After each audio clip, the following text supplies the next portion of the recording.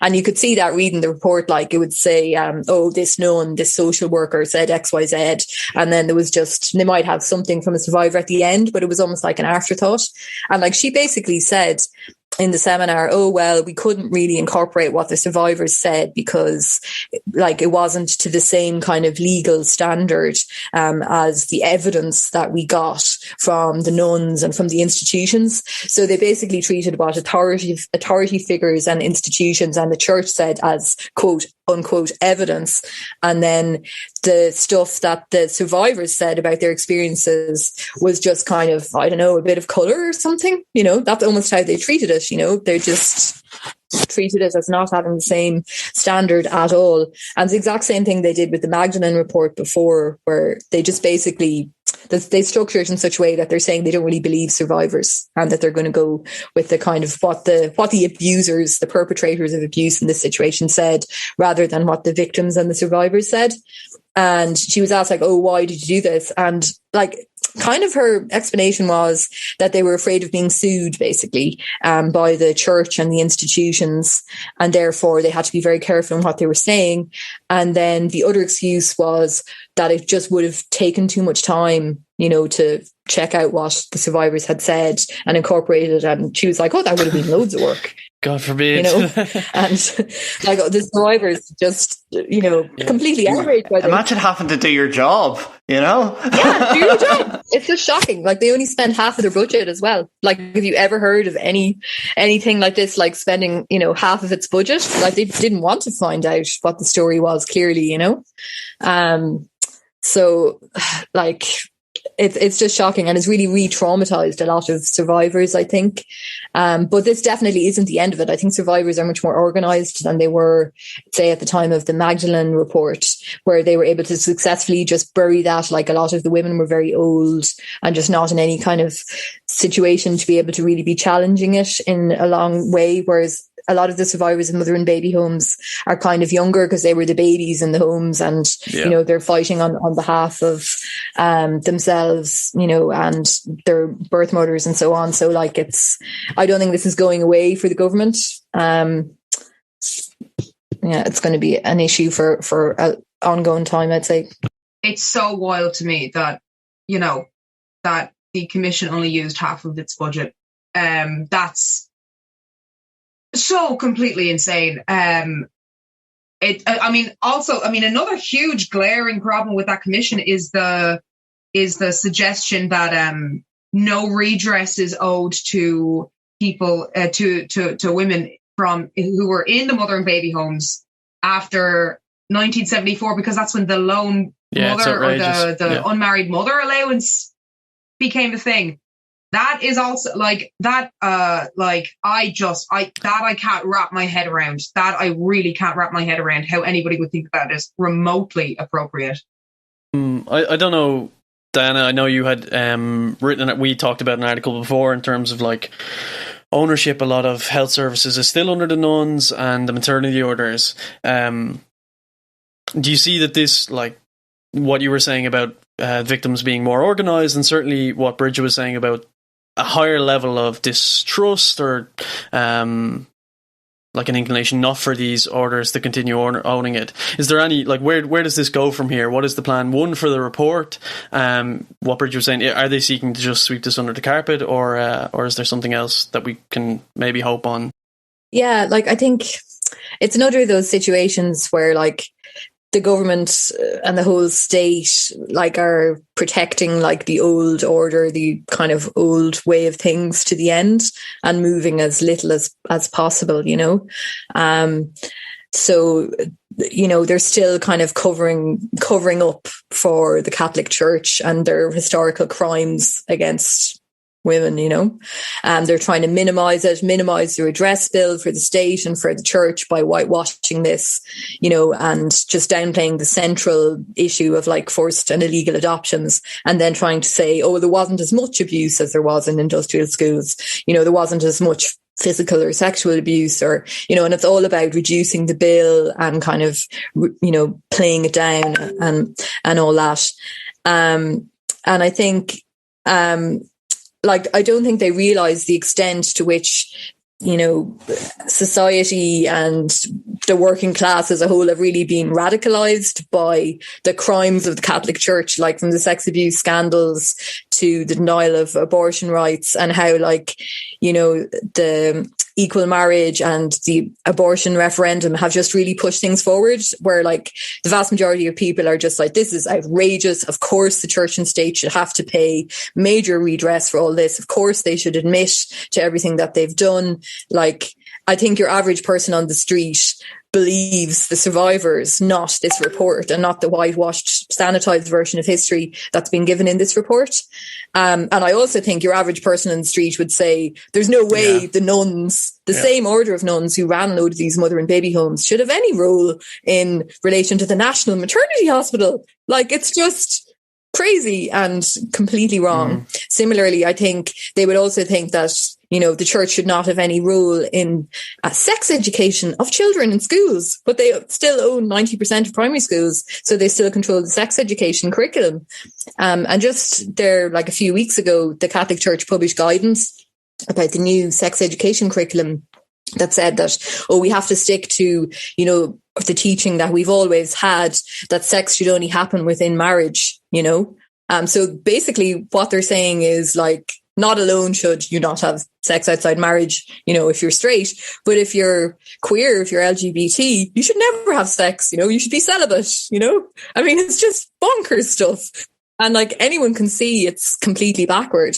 So I do think this is another situation where you've got this big kind of division between the establishment, the political class, who like still think it's okay to hand over the National Maternity Hospital and sex education to the Catholic Church, and like the vast majority of ordinary people who are just like, what? No, this can't happen. So I think they'll be dragged kicking and screaming towards more separation of church and state. But again, it's a thing they have to be pushed on, from below constantly to actually make it happen. Yeah, for sure. And there's a need to, I think, once again, get people active on this issue. And it seems like there is more, certainly. But just on ownership of medical services and things like that, if people are interested in more information on that, me and Dan, I did an episode in December, which I'll link below, on Ireland's permanent healthcare crisis. Just to move off, because there's obviously so much to pack into this week. It's been a while since we did a news panel. Moving on to what is the main event, and hopefully something a little bit more promising, is the Dublin Bay South by-election. So many would know that on April 27th, 2021, former Minister for Housing Owen Murphy resigned in Dáil Éireann to announce he would be leaving politics for something equally evil, but no doubt just as lucrative, international affairs. This has caused a by-election, which hasn't actually been called yet, but I imagine it'll be called next week, in which each of the parties have chosen their very best to stand, but in most cases that doesn't amount for very much. So before talking to what I think is probably the only good candidate in the race, we thought we'd take a look at what's on offer. And kicking us off is, I think, Diana, taking a look at Fine Gael's chosen one. So, Diana, who is James Geoghegan? Indeed. He's a funny character in a sense, that he's tried to run portraying himself as the exact opposite of what he actually is. Like, he was saying, I'm going to be a voice for the locked out generation and a progressive figure who supported repeal, whereas actually he owns like a really expensive house. He's from like 3 generations of Fianna Fáil, Fine Gael royalty. His grandfather was a Fianna Fáil Minister for Justice. He left Fine Gael to set up Renua, which was set up on the basis of being like a right-wing anti-abortion rights version of Fine Gael, so it's just bizarre that like he thinks nobody will find out about this. And also in his day job, he was a big tobacco lobbyist for years. So he's really almost like a cartoon villain in a way in this election, I think, but kind of more boring and less charismatic than a cartoon villain, I just like the idea of like this guy tying the working class to like a railroad track while like the train comes towards them, like sitting, like grasping his hands. Like Fine Gael just have like their whole PR thing is just to create one type of guy, and that type of guy is like the twee kind of Simon Harris affect, progress, like blue shirted, open top button, standing in parks, pictures with his family, all this sort of stuff. Like I'm so friendly and cuddly, but in reality, you only have to look like under the surface. But it is funny how they don't have any variety. It is all just like you're Simon Harris and you're Simon Harris and you're Simon Harris. I think that covers Gagan, and I think we should move on to the next starlet is Deirdre Conroy, who came on scene with a very funny video where they had all the Fianna Fáil reps like saying, "Who is it?" in like very I don't know, very dramatic effects, and then she speaks for like 2 seconds, and that's her promo video. But it has come out over the last while that her dark past as a landlord, where she had her own blog, where she kind of had some weird views in terms of foreign tenants. Like, she was asked in the blog, should I have foreign tenants? And she said, oh, well, it's actually best to stick with what you know, and stick with Irish people, basically. So it's a very progressive candidate from Fianna Fáil as well. But they have also been seeking to build her up as a progressive candidate by focusing on her credentials, on the fact that she instituted proceedings in 2002 in the European Court of Human Rights, objecting to the need to travel abroad for an abortion in the case of lethal fetal abnormality, which is, of course, like, that's a decent in the context of 2002, but extremely cynical for Fianna Fáil, given their role as the enforcer of the 8th Amendment through the years. Like, even at that time, her case was brought under a Fianna Fáil government, with Micheál Martin as Minister for Health opposing her, speaking out on the issue multiple times, but of course having that, like, change of heart or sitting on the fence in back during repeal. And that doesn't even get into the fact that the repeal legislation is still completely flawed. We're going to be doing an episode on this later in the month. But yeah, and this is under the government of Fianna Fáil and Fine Gael, despite other groups bringing this up. Was it Conroy who was the one who, like, Harry Pottered her son or nephew or something like that by keeping him under the stairs? Like, I'm worried that she was more concerned about Death Eaters than the housing crisis at that point. Like, oh god, I can't believe I just made that joke. Yeah, and then finally, I think that, like, worst of the worst three, anyway, in my view, is Labour's candidate, Ivana Basic. Yeah, I think one thing about Basic, I actually got one of those targeted Facebook ads for her campaign just earlier on today, and it's old footage of her, in black and white footage of her in the 90s when she was a student, defying the laws and giving out abortion information, which obviously was good, but that was in the 90s. Like, there's a reason, like, why they're kind of foregrounding that, because, like, her record sense even on abortion isn't that great, like, because she was in the Labour Party during a time period in which they were blocking bills that were put forward by the socialist left in the Dáil for a repeal referendum, you know. She was in the Labour Party when Labour were in government and were opposed to having a referendum on repeal. And also when they brought in the Protection of Life During Pregnancy Act, which brought in the 14-year prison sentence for anyone procuring or helping, like, a woman to have an abortion or a woman having an abortion unless her life was in danger, you know, and you didn't leave the Labour Party over that, or, you know.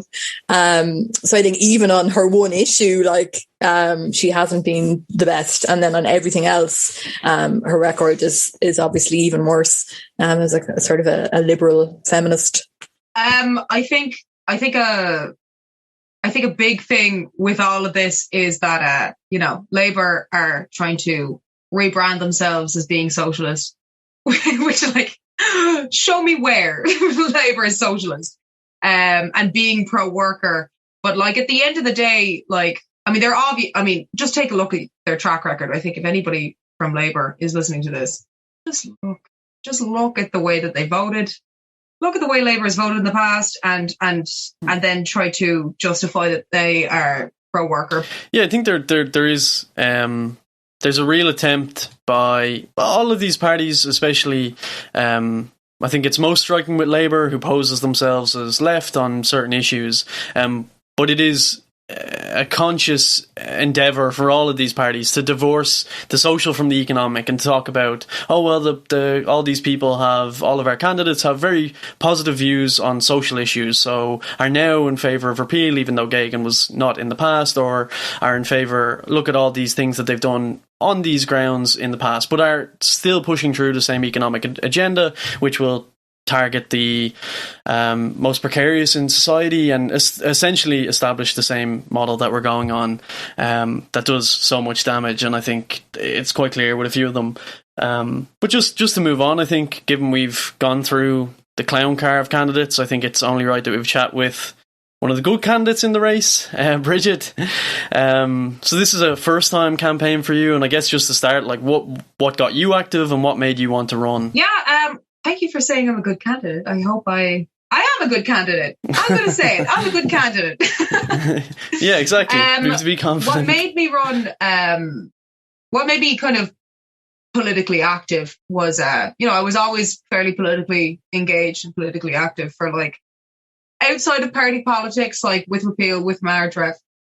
What kind of made my brain kind of engage into like, I can't be apathetic about stuff anymore. I need to like actually get properly involved. Was the Debenhams picket. I was at that time, I had just been laid off because of COVID from my bartending job. That was an ordeal in and of itself. But I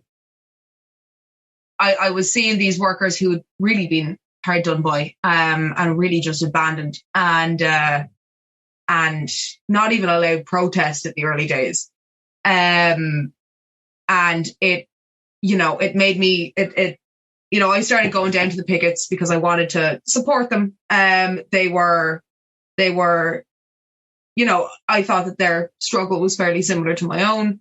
Not the same, but like all workers' struggles are workers' struggles, and you need to show solidarity.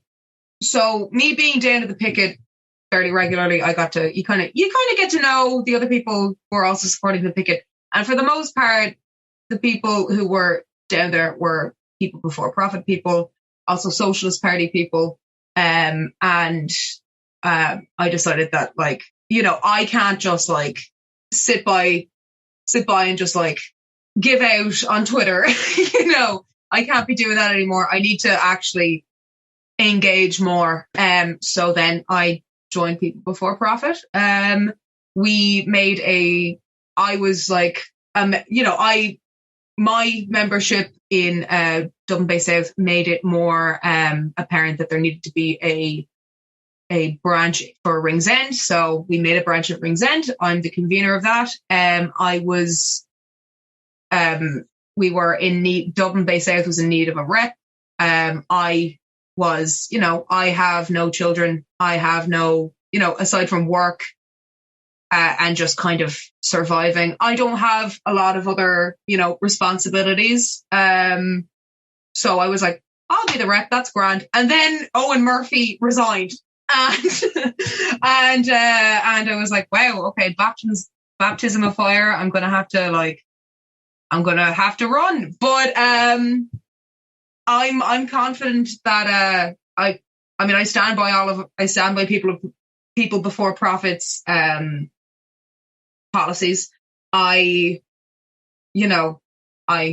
not a landlord. I am not a tobacco lobbyist. So that's kind of what kind of got me engaged. That's why I'm running. I genuinely believe that there needs to be younger voices and voices that are used to precarious work, voices that can represent those people, voices that can represent renters. That's kind of why I'm running. I think I would be a good candidate. I think I could represent people who aren't currently represented. And yep, that's my little sound bit. And like, what would you see as being like the big kind of issues locally, like in the constituency? Like, say, I know Dublin Bay South is often portrayed as being like this really rich constituency, but actually, it's a lot more like varied than that. Like, there's a lot more kind of normal people living in the constituency than you'd think from the way it's talked about. Like, so, like, what would you think are the more kind of local issues that are affecting people, like, and that you're going to take up in the campaign? I think a big issue with Dublin Bay South is, that despite the fact that it's, I think the richest is one of the richest constituencies in Ireland. It also has a huge amount of poverty, which people affected by poverty never seem to be represented by the TDs who are elected here. And, I think a lot of that is because of a fairly successful campaign to demoralise the working class in this area. 50% of people living in Dublin Bay South are renters, which is pretty high. That's extremely high.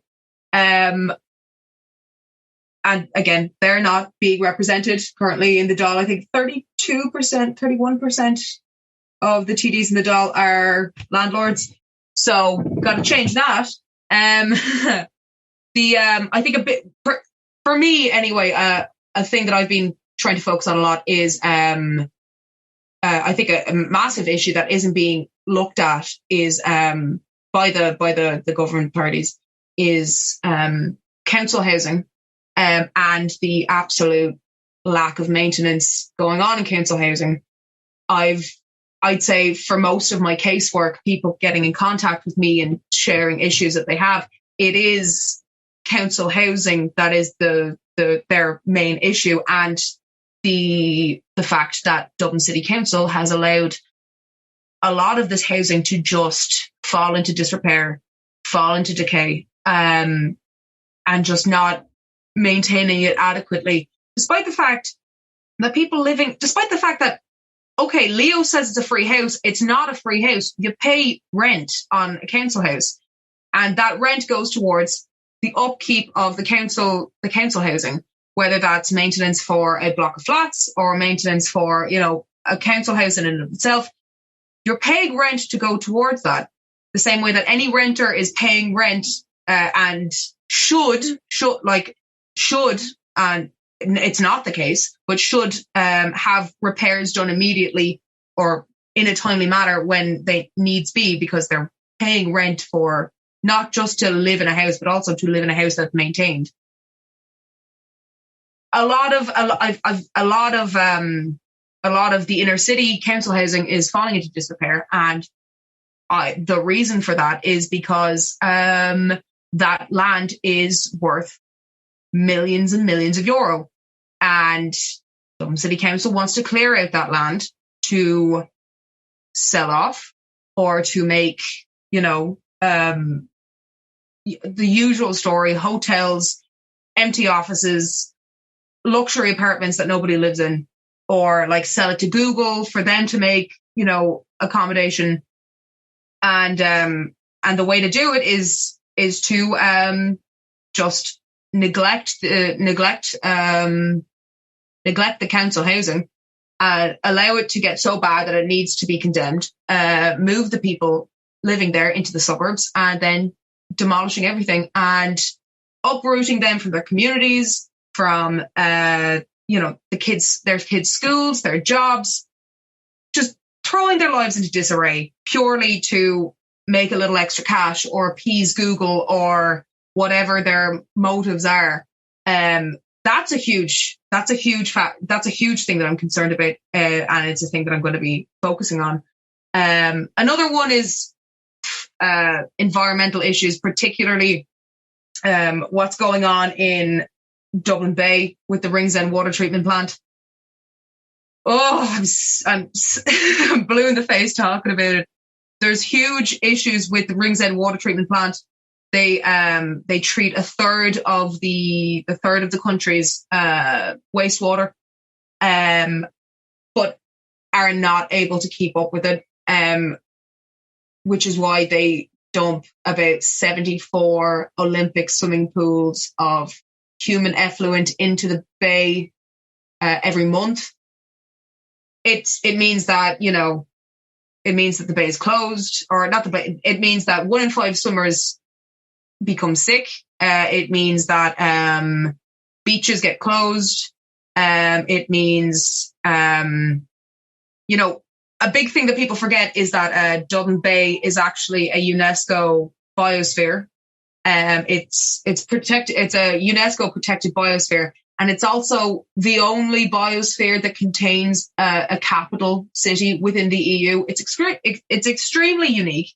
We have a lot of unique flora and fauna here, and they're in danger because of the amount of effluent that we just pour into the bay.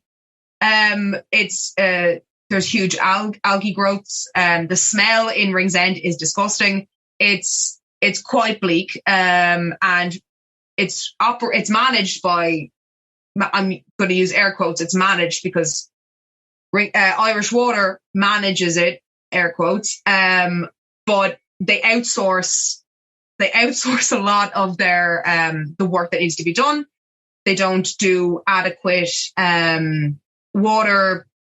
They don't adequately check the quality of the water. They do it once a week, and that's only during the bathing months, which is May to September, when the EPA has been telling us to do that daily, and they just don't do it. So we have no idea how bad the water actually is. We just have a snapshot of how bad the water is once a week, during the bathing months, which is, pretty bad. Notably, this is the constituency of Eamon Ryan, who was voted in because people were concerned about the environment, and he's essentially abandoned them. Surprise, surprise. Irish Water says they're not going to do anything until 2025.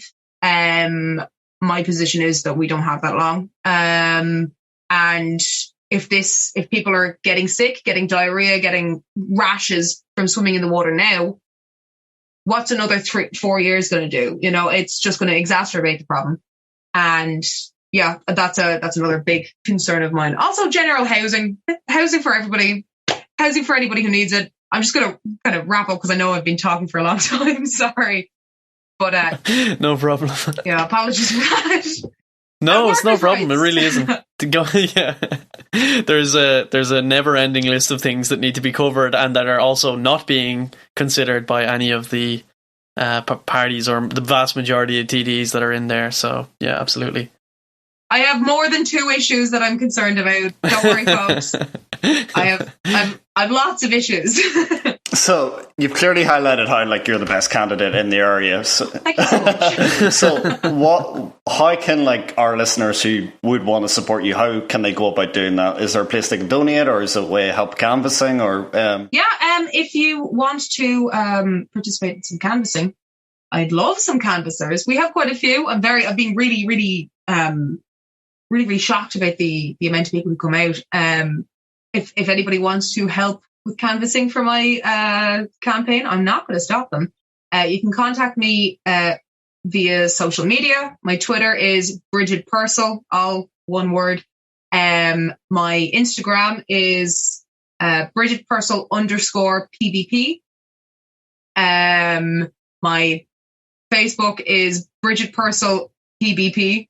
I really should have thought about making them all the same, but I didn't, and now they're printed on a bunch of flyers, so I can't change it. We'll link them. Everything will be linked anyway. And we also have a PayPal that I will give you the link for. So if you want to contribute monetarily, by all means, I would also like that. Yeah, it should be noted that PVP candidates often, we're not running with the backing of big business or the other parties, so absolutely great for people to contribute, and yeah, get out if you want to. We'll link up all of Brigid's things in the episode description.